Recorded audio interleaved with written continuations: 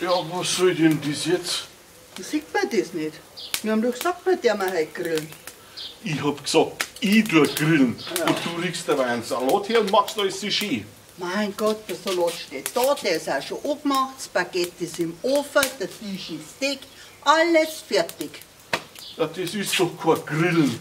Das geht ja viel zu schnell.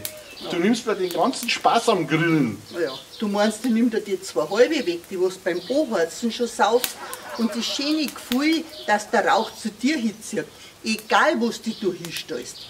Und dann deine gescheite Herschmatzerei, dass es so schwierig ist, dass man die richtige Temperatur erreicht. Das verstehst du nicht. Nein, verstehe ich nicht. Nein. Kann man denn nicht einmal alles so lassen, wie es immer war?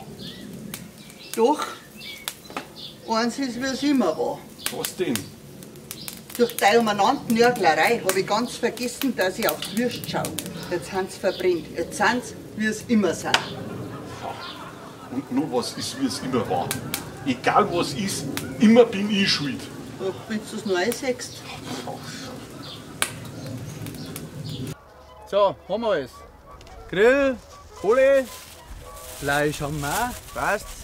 Bier ist da. Wunderbar. Haben wir alles, oder? Können wir anfangen? Hat eigentlich jemand ein Gemüse gekauft?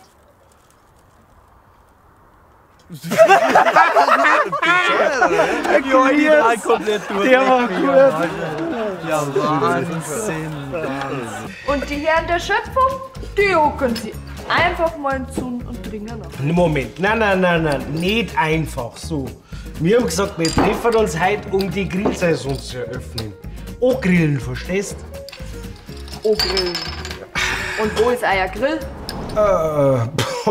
Gute Frage. Wo ist denn der Grill?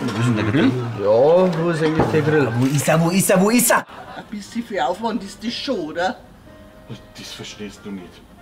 Also, was kann man jetzt beim Grillen nicht verstehen? Grillen, da geht's ja schon mal los. Wir grillen nicht, wir machen Barbecue. Das ist eine Philosophie. Ist schon recht. Und wann denkt der Herr Aristoteles, dass zum Essen ist? Jetzt schaut er schon 2 Stunden beim Aufbauen, Anheizen und Herrichten zu. Ich hab so einen langsamen Hunger, weil ich hab schon was Richtiges gearbeitet heute. In 9 Sekunden. 8, 7, 6, 5, 4, 3, 2, 1, fertig.